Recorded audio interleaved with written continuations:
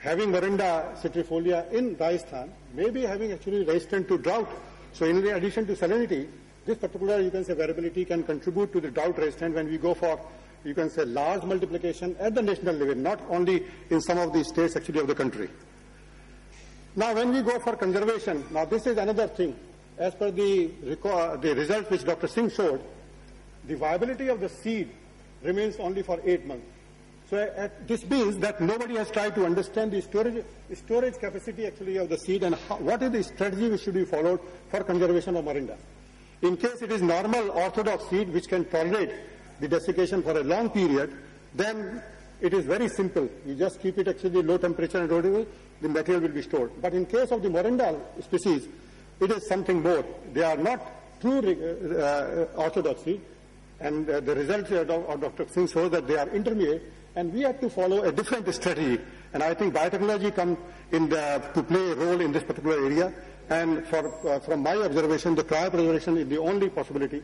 In vitro conservation again will be very, very expensive to maintain actually. So I think either the cryopreservation or a combination of the in vitro and cryopreservation will be able to solve the conservation problems actually of the Morinda on a, you can say, for a long time. But in addition to this, before we develop the protocol of cryopreservation and the in vitro, we had to conserve the material in the field gene bank. And for certain actually important clones, it is required that we should have clonal repository where actually this particular material, because the field gene bank is also having disadvantage. Many times actually a particular infestation come and can wash off the whole, you can say, collection. So clonal repository is another answer till we develop actually the cryopreservation and the in vitro technique.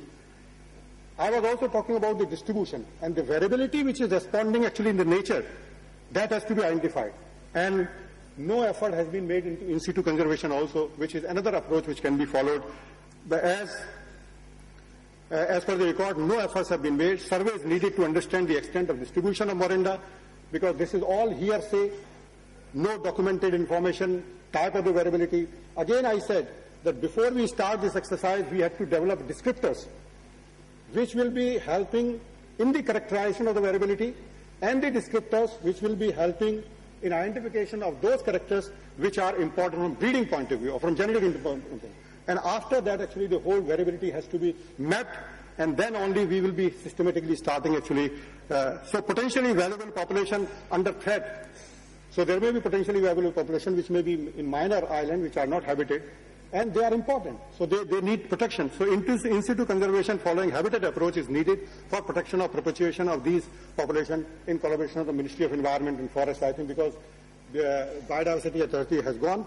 But I think now for all these activities we had to have collaboration and permission from the Biodiversity Authority.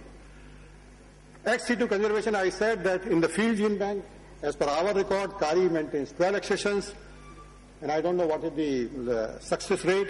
Seed bank, we have two accessions, and we were having, I inquired, we were having only 50 seed and 51 seed.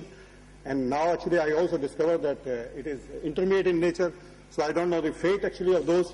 So I think some support, research support has to come to understand the seed storage behavior and reproductive biology of the Morinda itself, so that appropriate conservation strategy can be developed. In vitro we don't have. We can help actually the people to develop protocol, because that is the, you can say, one of the mandate of the NVPGR, that we are supposed to develop protocol and give it to the users, so that, because in vitro conservation always actually goes with the active collections. Cryobank, we don't have anything, but in case it is some of the endangered population can be conserved in the cryo. That is the help can be extended. Then we come to the characterization and evaluation. What I discovered that it is only species characterization. Nobody has actually talked about the characterization of the diversity in relation to geographical areas. That okay, in this geographical area, this type of the variability is occurring, in this, which can be correlated, and then we can go for further collection in that particular area. And similarly, actually, we discovered that it is only a very superficial, you can say, micronutrient content which has been assessed, but detailed variability, so that actually we can select the, you can say, accessions with the high, you can say, nutritive content, and then try to bring actually all those nutrient features together.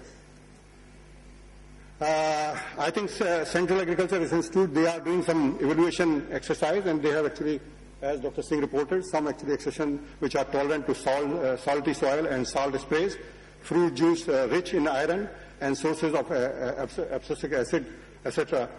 But I think all these data actually require, because I remember I'm looking after the general plan registration, the data actually has to be completed before actually they become eligible for registration.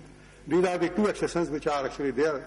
One is for salinity resistant and other for high nutrient value. So the conclusion is that as far as the conservation is concerned, I realize now the Noni is a very important plant and it requires a special attention, and I think a lot of efforts has to go for effective conservation of this particular, or the diversity of this, so that actually the diversity, because of its neglect, should not be lost before actually we try to make Noni further, you can say, better to serve actually the human being for food and health. Thank you.